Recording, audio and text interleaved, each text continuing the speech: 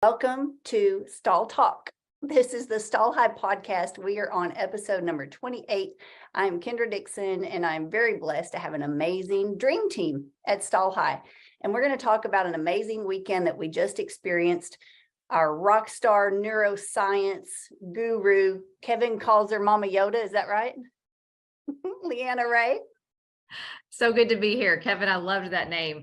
And your name was brought up many times this weekend. I was wishing that you could have been there. It was great to hear some of your story, that this is your horse that you bought and you're coming alongside Stall High as you and your horse, you develop your horsemanship. That blew my mind. I was so incredibly touched and moved by that. So hats off to you.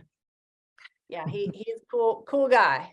Kevin, Yep. We love having you on board at Stall High. We've got star of the TV show Gift of the Horse, Michael Richardson. Michael, you really jumped in there because we didn't have an exact plan. I knew that you guys were coming. James was just full throttle, holding nothing back. So guys, for those of you who didn't see all of the memos that we posted ahead of time, we just hosted the first of its kind clinic for mares only. And here in Aubrey, Texas, we had a total of 6 riders, only 6 riders and their mares. The lead clinician was James Davison. He is our resident equine behavior specialist. And once he started, even he was talking and dropping gold before we could get the cameras turned on. It was like that the entire weekend. He just blasted us with all of his expertise from the saddle. And we were all just like, whoa, I'm so glad we're recording this so we can go back and watch the replay. So very inspiring, incredible weekend, tons of breakthrough for the riders. We've got multiple riders here on this live Zoom with us. And Michael and Leanna came as well, just to offer their support, be here in the event that we needed them. And by the second day, I realized, man, James is going in depth with these riders. And so we actually pulled 3 of the riders into the refining pen. And Michael, when I stepped away to run that Zoom and really getting to see you in action, that got my attention even more, because I don't know what I don't know. What I do know has served me well, and I've had to learn a lot of things the hard way. And now I have the opportunity to shorten my own learning curve by learning from you. So let's kind of recap what happened in the refining pen. I'm going to get you to hit your mic for me, please, sir, so I can hear you. I can see your mouth moving, but I can't hear There you. we go. There we go. I'm sorry about that. Leanna, would you like to start and take the lead on that? We may have lost her. Oh, now we need her mic. Okay, Yeah. I'm on. Whew.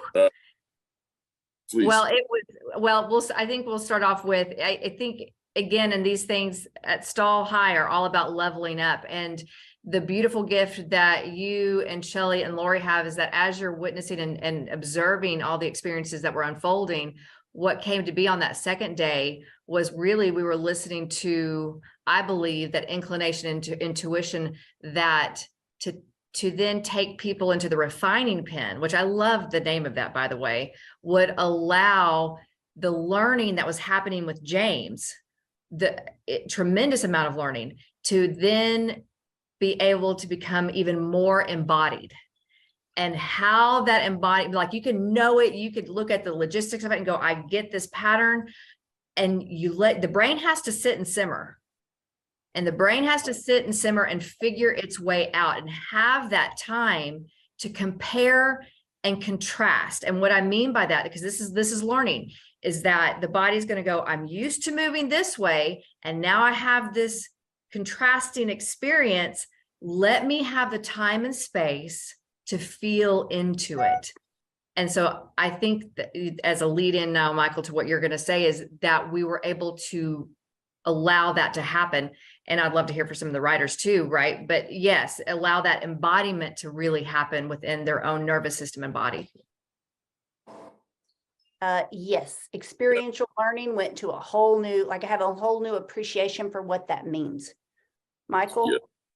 Well, I would echo the same sentiment that Leanna just said. It was a beautiful thing to see the riders have an opportunity to really learn from the horse, and the opportunity and the refining pen in particular, when they came in, it's slow work, and it's addressing the position, the posture, those little nuances of the effects that they have on the horse. And the positive thing that we saw with all of them through the whole weekend, and James, my hat's off to him. He did a fantastic job, and all we wanted to do is compliment what he was doing and what you and Lori have said, and Shelley, you as well, with the opportunity to share. And it was a beautiful thing to see how we could come in and just share some little nuances of a different way to develop a movement pattern. And the effects that had on these animals was just, I mean, mind blowing, really, to see these animals be able to really feel something that they've been looking for. And I think that it's always important to give ourselves time to go through the good and the bad, because going through some things that might have been difficult and maybe not having the results that we thought we would is just part of the process. It's not to saying, oh, we can't do this. Oh, this horse isn't going to be able to make it. Oh, I'm not going to be able to be successful. Because the truth of the matter is, we are going to be able to be successful if we open up our minds to what these beautiful animals have to say. And that, to me, was evident through the whole weekend. And so I came away with just in awe of the opportunity to be able to share and to be aside Leanna and listen to her wonderful wisdom and watch these riders process this information was just an absolute delight. And I can't wait for the next one. So it was really incredible. Us too. It was profound. You call it slow work. I call it profound work. It was so cool seeing every rider when it clicked and when they could feel it, and the horse undeniably changed instantly.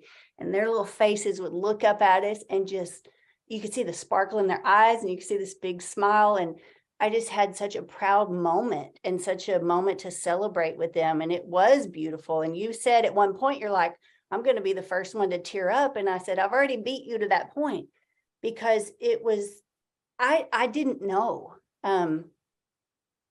We talked about how these, Leanna, you say these conversations aren't being had in the horse world.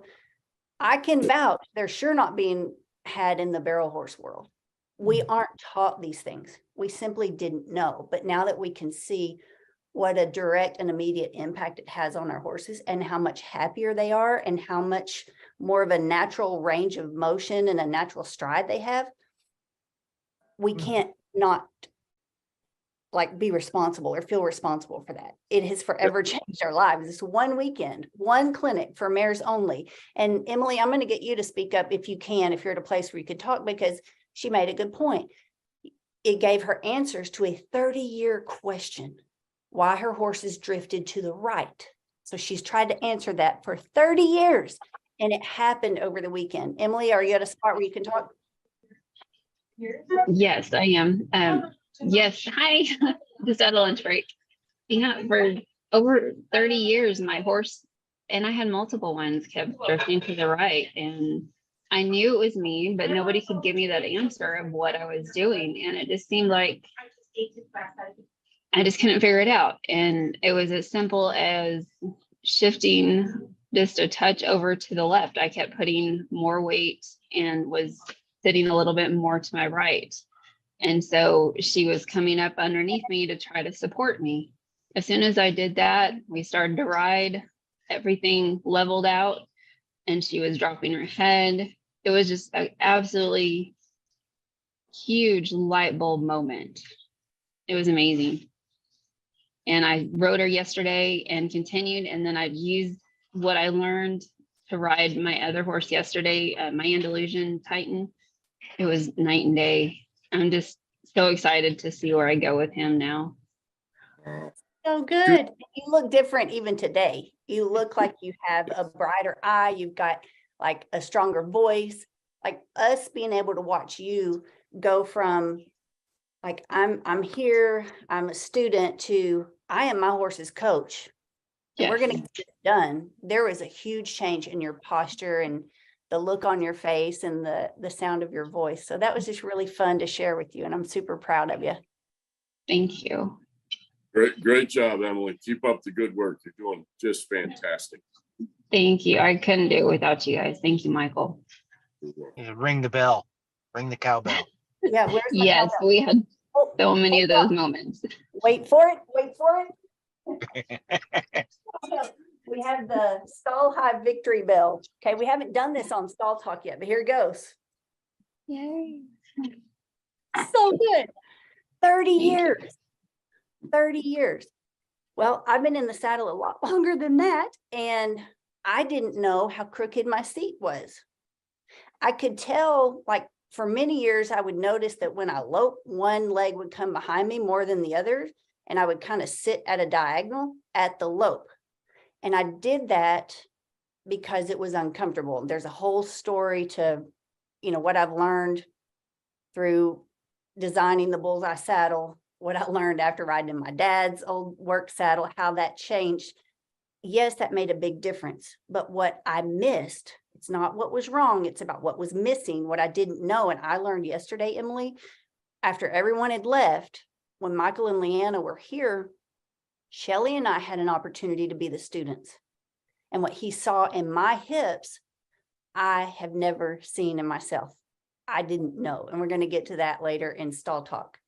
Who else is on this Zoom with us? Stephanie, are you here? Because you were one of the 6. Yes, Little Peaches is so much happier. I'm reading your comment right now. Stephanie, are you okay. in a place where you I'm can here. talk? Yes, ma'am. I'm on lunch break. Hey, Hello. big difference in you too. Yes. You're able to connect dots, even if they're not for yourself. You can see it in other people and other horses, and you connect the dots really fast, and you can verbalize it, and you have a way with words like Michael and Leanna. So I'm like, oh, she's sharp. So what was it like? What were your big takeaways from the weekend for people who weren't able to be a part of it? Oh my gosh. I mean, it was totally awesome. That's like you said, I can verbalize it and I can see it, but trying to feel it is difficult because due to, as y'all know, a lot of injuries, a lot of head injuries, a lot of brain bleeds and stuff, and my stroke, I don't have as much movement on my left side or my right, or maybe I don't communicate with my left as well as I do my right side. And so learning how to move my left side without the right side moving opened me up so much more, but also learning how to relax in my saddle and not look like I was in the show ring 24/7. Because that's where I've always been is, oh, look prim and proper, show that horse, look right, show the horse, but never really ride the horse. And it's different from show the horse to ride the horse. And now being able to actually sit down and ride the horse and not care what anybody else looks at me for or looks at the way I'm riding, but how I'm just, for myself, how I'm actually riding and sitting the horse and learning to use my left side different from my right side was eye-opening. But Leanna helped me so much with my nerves and learning to relax my shoulders, and why I couldn't was opening up my nerves and relaxing those because they get so tense and so strong, it pulls everything up. And I actually have to have somebody put pressure points on me to relax those or they don't relax. Mhm. So it was a big, but just everything this weekend that you taught and showed us and the different instructors helped me so much. And my mare was a completely different horse last night. Just, I didn't have to kick her into moving up. She was more than happy to go forward. Even though she's a little body sore, she was so happy just to work. So good. That's a great Thank report. Michael, do you want to compound on that and tell us what you saw in these 2 riders? It was an absolute pleasure and delight to be able to be part of this, because what we were able to see live in the moment was just so impactful for all of us. And to be able to see both you and Stephanie and Emily be able to experience this was, I mean, worth everything that I personally have gone through in this journey. And I know that it's the same for y'all to be able to just put these little pieces together. Because again, it's little nuances that build on each other to be these big movements. But you got to have the opportunity to experience the nuances of change. And it goes through the nervous system and allowing our body and our mind to be able to be open to it. And it doesn't have to happen right away because it's a process. But again, what we saw, utilizing what the horses are telling us, we saw it live right in front of us, make these monumental changes in these animals, and you're continuing to experience it. And what a beautiful thing. I don't really have even words to describe the joy that I have in my heart for these ladies and everybody that was there. To be able to be part of that was again worth everything that have gone through and continue to go through, to as you know, our individual journeys that we're all on. And these horses are the ultimate teacher. Well, we say it a lot at Stall High. Once you see, you'll never unsee it. We now know it can be different. And Annie, I loved what you said, and you've said it several times, is that, and I think someone else complimented what you said. Most of us have been to other clinics, or we listen, or we watch, or we've tried to seek help from other people in the industry, and they're really good at telling you what to do. But this was always a frustration for me. I didn't get the breakdown of how to do it. And I sure didn't get the explanation of why. And as I reflect back, most often it was never answered. And I think that's because we get into a kind of a cycle, a tradition that it's just always been done this way. And we fail to ask why. Is it truly in the best benefit for this horse? If it's not working, if your horse is unhappy and you're unhappy, there's your sign. Something is not working. Let's find the root of it.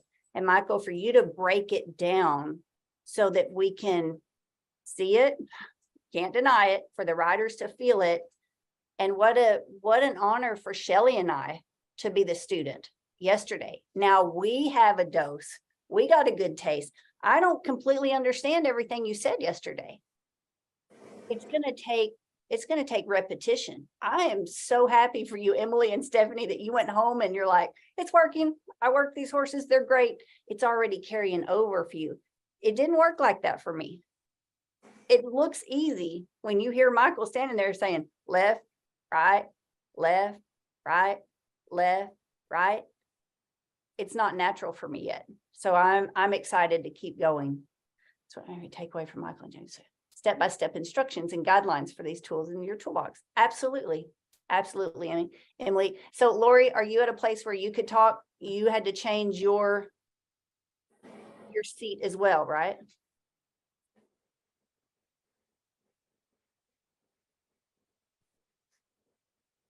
Can you guys hear me? Yes. Okay, You have your camera available? I do. Okay, there it is. There she is. Hi, Hey. everyone. Hello there. How are you, Lori? There. Hi. Oh, yeah, it was amazing. I had that shift to the right in my hip too, and he just asked me to, like lift up, and I think I said it to kind of put my hip behind me just a tiny bit, not a lot, but it was enough to make a huge difference. I was thoroughly amazed. And it just, I don't know, I told Kendra that, well, I also got to ride in a different saddle. So that made a huge difference because Kendra rode in my saddle and it was pulling her to the left, which is what I was feeling all the time. I was always leaning to the left to straighten my saddle back up. So then yesterday I got to sit in Kendra's saddle. I shifted my hip like Michael had instructed me to do. And then with a different saddle, I explained it to Kendra, like, it's just like melting butter. I just like fell into that, and I was struggling with keeping my knees open, but after I sat in Kendra's saddle for just several minutes, it was amazing how all of those changes just put me on my seat like I have never sat in a saddle before. Truly, honestly.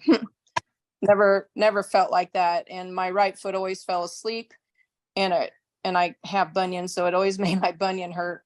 And that went away. It's amazing. I'm glad you like it. Thanks for that feedback. I love the bullseye saddle. It took a lot of years and trial and error and multiple saddle makers to actually listen to me and to listen to what I need. We all agree that we need a saddle that fits our horse. The problem, like Michael very clearly articulated yesterday, is that we get so focused on fitting the horse, we forget to fit ourselves. Yep. And Michael, you made a comment that what you see, most barrel racers, especially on a faster horse, are looking for a saddle that's going to serve or function like industrial grade Velcro and hold them in place. And you and I agree on this one. That is actually making it worse. I know you feel more comfortable and more confident in it, but it's not allowing you to be you. It's not allowing your natural range of motion for your hips or pelvis. So it's going to prevent you from having that connection, that synergy. Your synovial fluid, as you pointed out yesterday, I've never heard anybody talk about our synovial fluid before. I've heard it mentioned in horses. And I'm like, oh, that sounds important. I need to pay attention to that. But nobody ever addresses our synovial fluid and how we both have to be in sync. Leanna, neuroscience rock star. So yeah, this is all amazing. And I think that what we were able to experience this weekend was really seeing how the rider and the horse mirror each other, and that all movement is communication. So good. All movement is a form of communication. And if we can go in it like with that kind of like open mindset, okay, that his movement is going to inform me and we're going to work together, I think then that whole concept where Jordan earlier was talking about, it needs to be perfect, will kind of unwind, because in knowing that setting up that responsivity through the softness in the hips that then leads to the feet, right? And then we're more in sync with the horse. It becomes a conversation, because every horse, just like us as people, we're going to be different on different days. I mean, I'm not looking for perfect alignment here. Like I slept wonky yesterday. Guess what? I got a hitch somewhere here in my back, and I'm not going to be like, I have to have perfect alignment. I'm going to attend to that. I'm going to understand that that's going to have some impact. And then I'm going to allow the rest of my body to come in and support, not compensate for, but to support, because compensation patterns lead to inefficiency. Supportive patterns allow for an openness, right? And to feel into where you get that, can receive that openness, whether it's through the breath of the lower diaphragm or the softening of the pelvis, right? It's those kinds of things that we're looking for. Okay, you just hit us with a hard one. That was a strong bullseye. Compensation patterns lead to inefficiency. Support patterns. What do support patterns do again? Oh, support patterns allow for connection. So, right, because inefficiency is a lack of connection. The connection is real fuzzy. Supportive patterns allow for clear communication and for connection and for responsivity, right? We're looking for responsivity. Whereas the other side is constriction, compensatory patterns are inefficient. Supportive, ways to be supportive, that adds to our ability to be responsive. This is so good. I'm highlighting. Okay, another thing you said was it then becomes a conversation, and immediately in my head, I've filled in the blank instead of an argument. So how many of you watching live right now, or you're watching the replay, you feel like every ride is an argument? Every ride is theatrical. Every ride it's never a conversation, but it's a battle of the wills. If that is you, here's your sign. Reach out to us at Stall High. There's so much that is yet to learn in the horse industry. And that's not to feel intimidated by, but we welcome you to come be a part of it. It's really exciting. It's thrilling. It's humbling to realize we have an opportunity in what's happening as this movement develops at Stall High. We're stamping history. We are advocates for the horse. And now that we're getting to experience it ourselves, that makes it even more clear, and our voice and our message is becoming more clear, that it doesn't have to be done or accepted as status quo on behalf of the horse. So I'm going to share a video from yesterday, guys. This is so good. And for those of you who are watching, like, yeah, whatever. Whew, I got schooled. Okay. I've been in the saddle my whole life. I've been in the saddle before I could walk and before I could talk. So lifetime experience here. I've been fortunate to win at the highest level of competition. Have I qualified for the National Finals Rodeo? Not yet, but I have been as high as number 4 in the world. And I've been in the top 15 world standings on multiple occasions. So I do have an understanding and experience of what it takes to run at that level. And I do have pro credentials under my belt. So for me, guys, what I experienced yesterday was a missing link. I have recognized for multiple horses that I've trained over the years that they seem to be a shade early going into the third barrel. And we all know the beginning of the turn determines the end of the turn. The success of your turn happens at the beginning. So if I can now identify that, but I didn't know what was causing it inside me, clearly I have to take responsibility for that, and I have to find the root of it. What am I doing in my body that is signaling my horses, multiple horses, to just be a tick early? And why the third barrel at the left-hand turn?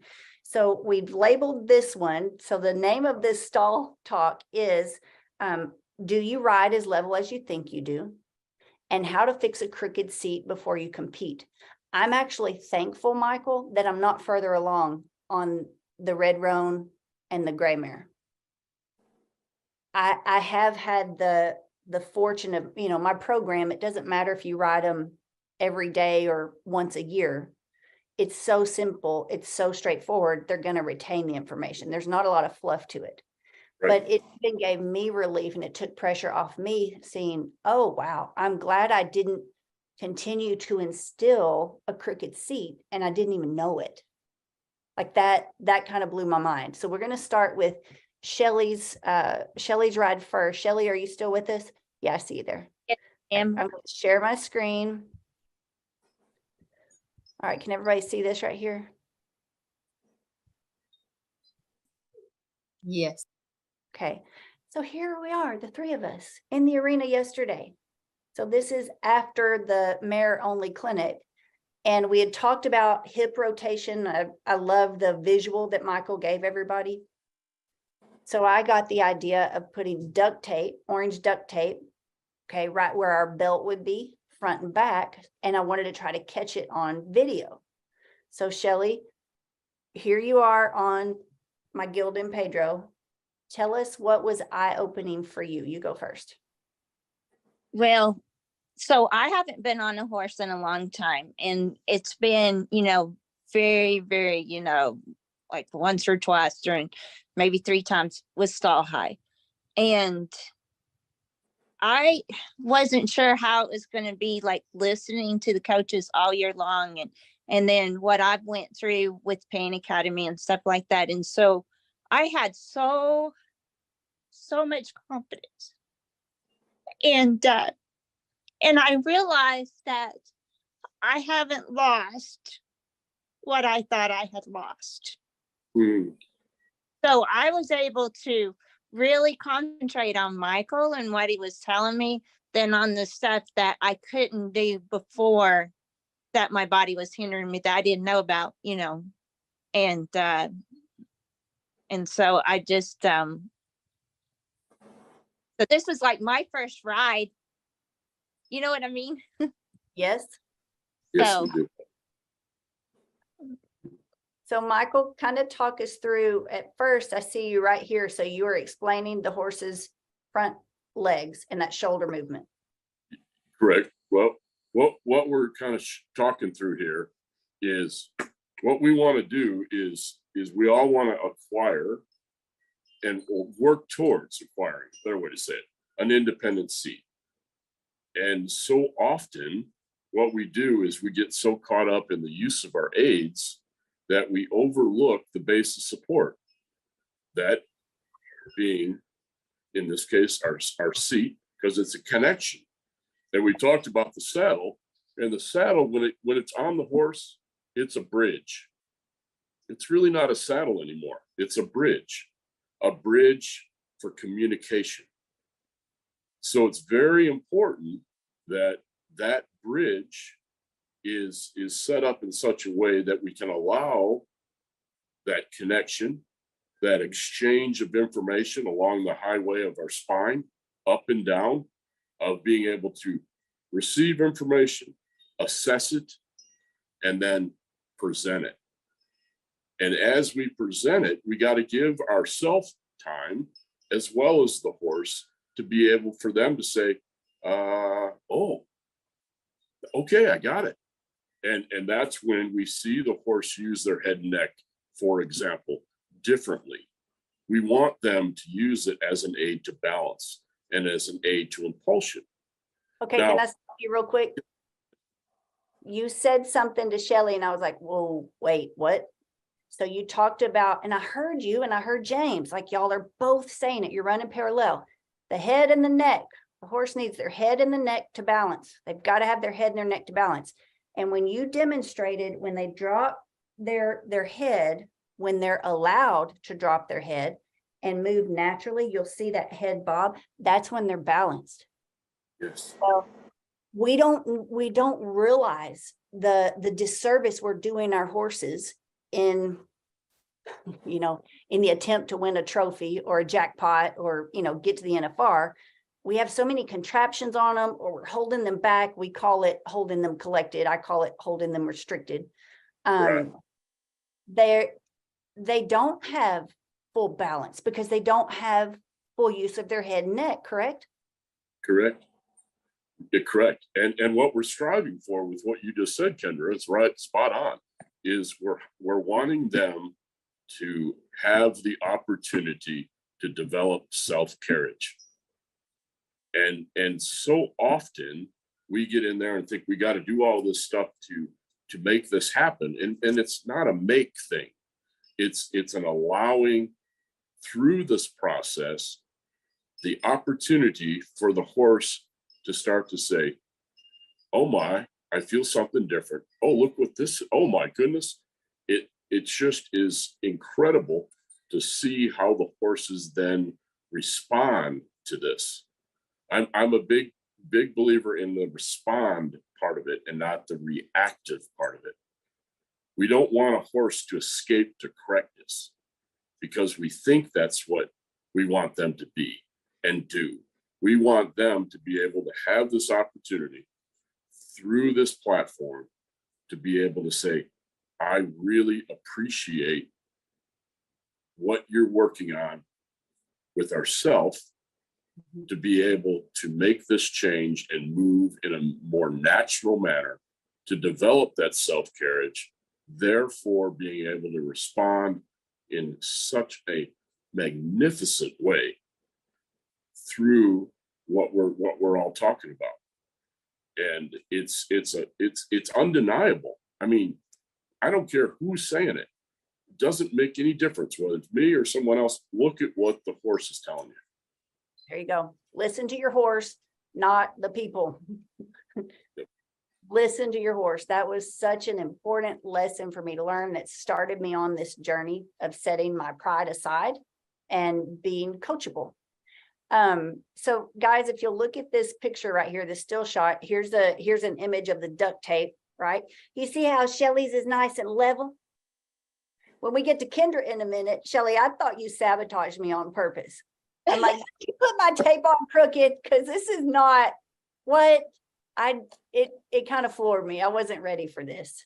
But finishing up on Shelley, so immediately you noticed something in the way she was just making a simple turn, Michael. Well, when she was turning, and well, let me back up. Shelley, you did an awesome job, girl.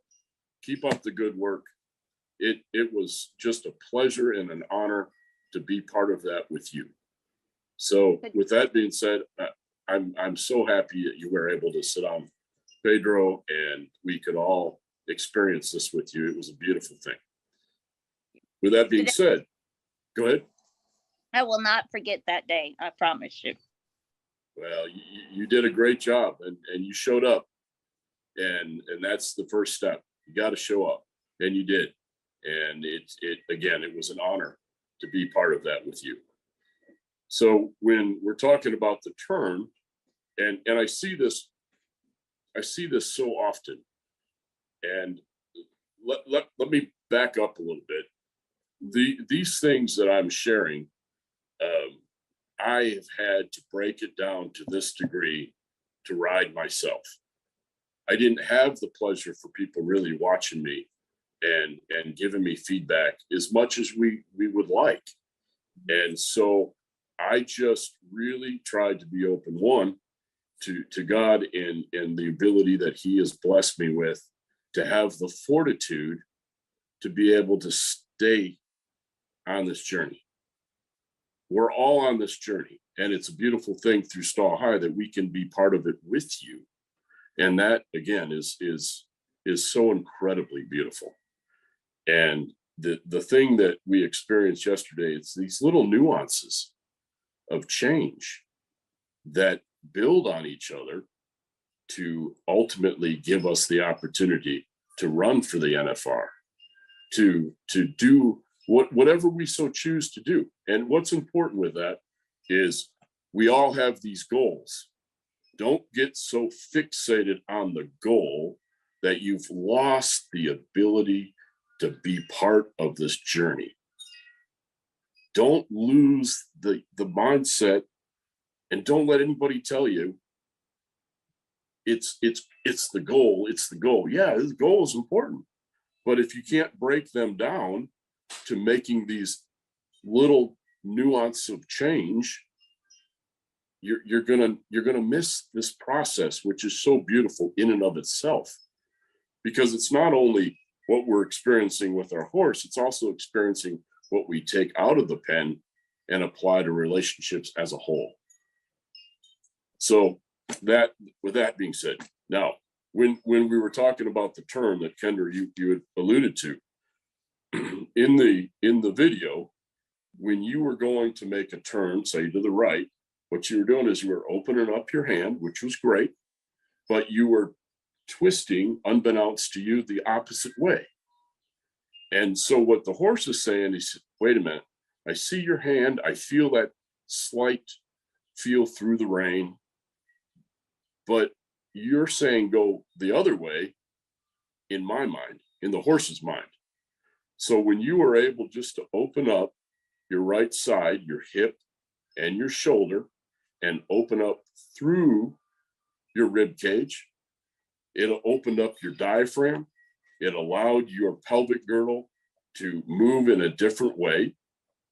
And that allowed you to be able to help Pedro and work in this dance together, because we want one mind, one body. It's not two separate entities. When you sit on that horse, we need to think one mind, one body.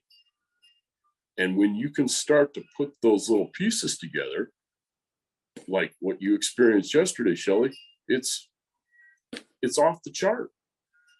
It's such a beautiful thing, because again, horses will never lie to us. They tell us when they get it, and they tell us when they don't understand.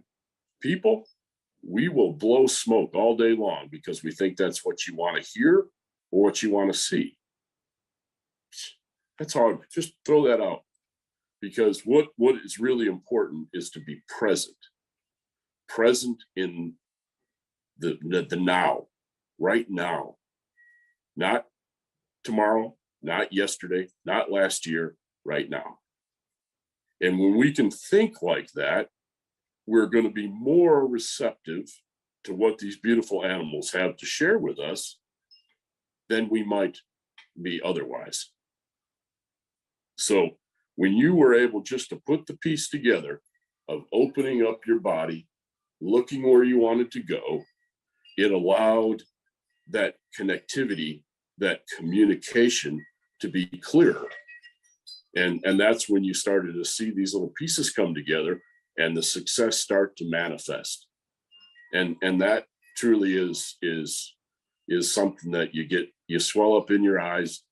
It's just that those emotions overwhelm you. And you're not alone with that, because I'm sitting here, my eyes are swelling up because it's such a beautiful thing to see this. And can I say it's beautiful. I agree, Michael. And Shelley, I commend you because so many riders, I hear this all the time and I struggle with it too. We feel like we're supposed to already know something. And so we don't want to let anyone down. You're not a green rider, Shelley. No. You've been riding your whole life. I've been riding my whole life, but we were both so giddy for our chance to be the student yesterday. I think we can help, lead the way and make it okay for other people to say, you know what? I didn't even know this. Shelley, you didn't know. You've been successful with your horses too, but you didn't know you were doing that with your shoulders. I didn't know I was doing this weird thing with my hips. Is that right? Oh, most definitely. And I'm just sitting here because, when the clinic started, one of the things Michael said is sometimes you need somebody to get you unstuck. And that feeling like overwhelmed. And I thought, okay. And I didn't really realize how stuck I was and how to try over and, and how much I really was taking being on the sideline. I've been on the sideline with Stall High for 1.5 years since we've started this. And I'm like you, Kendra, I am so glad I waited till the timing, God's impeccable timing. And Leanna and James, they got me unstuck that I didn't know where to even start again, And so that's what's amazing. And to see that picture, that's why I'm so emotional, because I think in the back of my mind, I really thought I was done. And even though my body was changing and I was doing this stuff and I'm listening to Stall High, and I think I really thought that I was done until I got on Pedro. And I could body and it's like, this is what, anyway, but I'll get to crying and I'm just surprised how emotional I am today. I'm trying not to be so. That's all right. That's beautiful. It is all right. So Yes. I'm going to share, I'm going to go next, right? So Yes. Shelley went first yesterday. I was second. You guys watch when I turn this screen back on, look at the tape across my hips. When I'm on the ground, it actually looks level. And that's what surprised me when I went back and pulled these clips from the video this morning. I'm like, hang on. I really thought Shelley sabotaged my tape. But when you go back and watch me walking on the ground, it looks level. You put me in the saddle and it's evident to see which hip was lower. So hold tight. Let me share this screen and then go back to the video, guys. Drop it in the comments. Are y'all getting new information from this? If you're watching right now, let us know what you think. Right. Left, right, stronger. Left leg, right leg, stronger. Left, right, left, right, left, right, left, right. Let your hips go. Breathe, please. Breathe. I'll start telling bad jokes and we can't do that. We're online. Left, right, left, right, left, right. Get stronger. Left, right. Okay, I think I pulled up the whole 1 hour and 20 minutes. So let's go right here. Okay, here's Kendra. Watch this when I walk for this horse, and you're going to see my hips they look level. Sorry, guys, I lost my spot here. There we go.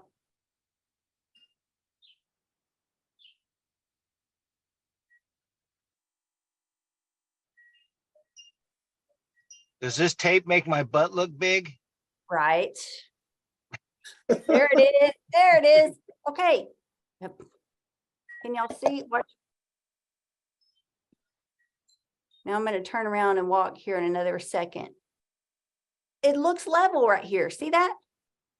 Does that not look level?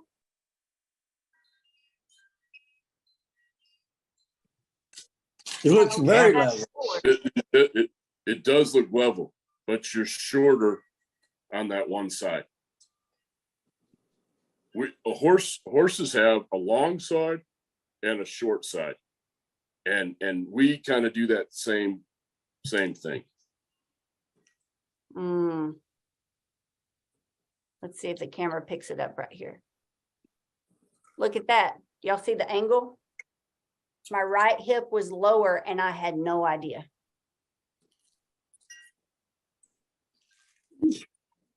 You're right-handed, ain't you? Yes. There you go. And Michael, you also talked about like what we're learning, also about the development of the horse through Savannah Allie Jackson and her course. Horses are born either right front foot forward or left front foot forward, and it can affect their development and how they carry themselves their whole lives. Well, then if we're on one horse all the time, our hips adjust to the horse and we don't even know, and it might be offset. So Correct. you actually worked my right hip yesterday. Shelley kept saying, this is a workout. This is a workout. And then when I got in the saddle and you started coaching me, it definitely worked my right hip, because you told me to put more weight on my left side. Yep. And to balance it out, because I really thought I needed more weight on my right side. Yep. And you told me that I had lateral movement, that I was riding the horse's rib cage. I've never been told that, Yep. but that I needed more front to back rotation in my hips. Correct. And yes, and what we're looking for is we always want our horses to have forward impulsion, but if we don't have forward impulsion, we're hindering. There's a block, and it doesn't take much to disrupt that. Being able to communicate with them, with one hip being just a little bit further forward than the other, or further back than the other, or further where you have more weight on one sit bone than the other. We need to be able to breathe through the change of our weight distribution through our pelvic girdle and our sit bones. And what surprised me, I would think I was so focused trying to do what you were telling me to do. I wasn't watching my horse, but you guys were here, so you saw it. So you saw her immediately when I shifted, just a little squeak in the saddle. So she lowered her neck, she softened her eye, you said an ear moved, and she immediately looked toward the turn. Correct.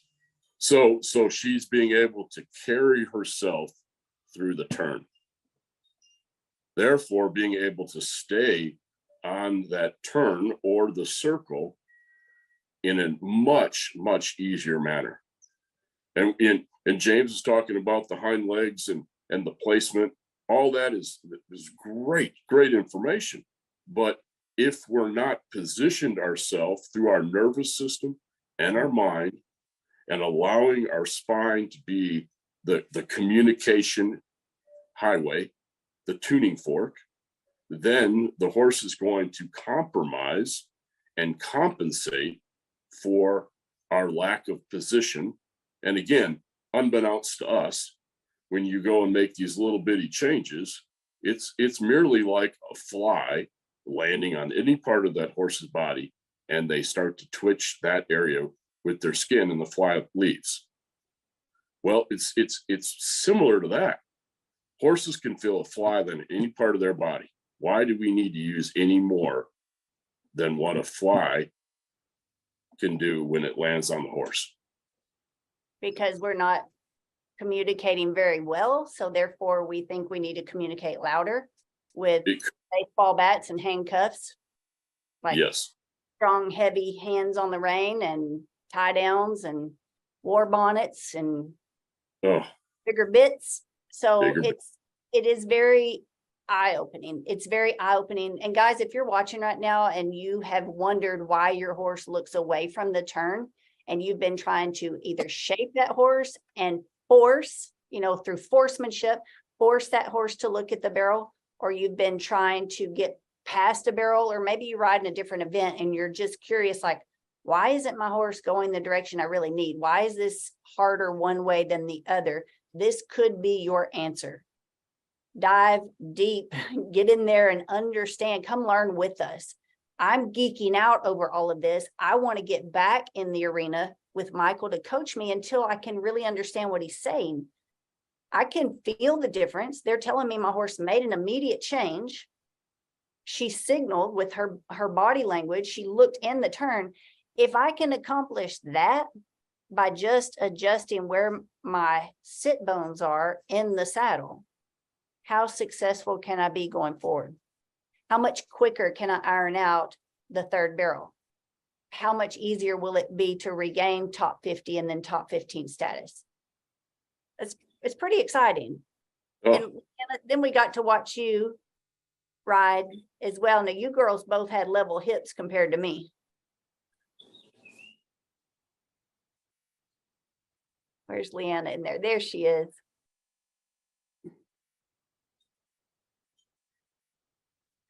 Leanna in Dover. So Leanna, what did you witness? Rapid fire session today. Well, I think so much with this. There's this coming together of the community. That's why review my rides, like it is invaluable. Like, I don't think I mean, again, it's invaluable. You can't put a price on this, right? Because you're talking about years of experience in so many ways, and the support of other riders in this community to come alongside to help us level up. And again, I'll say this: movement is communication.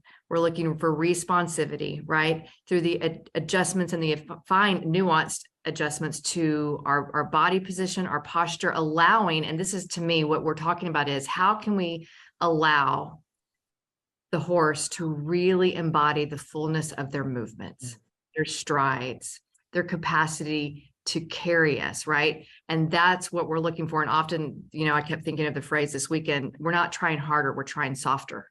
And in our trying softer, though, we're becoming into more attunement, right? Because it's that whole concept that you have about we're not doing horsemanship. So I think it's fantastic. Period. Well said. Mic drop. I love it.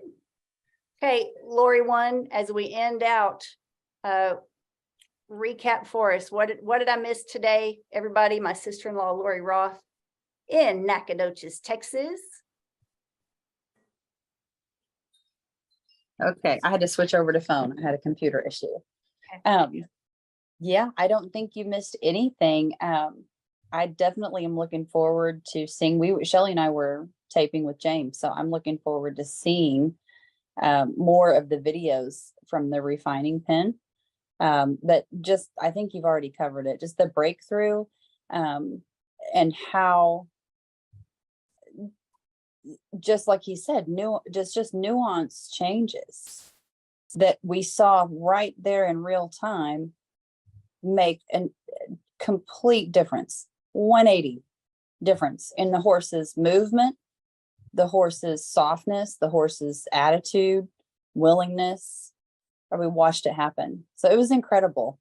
It was kind of funny because I have to say, we were sitting there on Sunday, Shelly and I, we were in between. We had just ended a Zoom, about to start another one.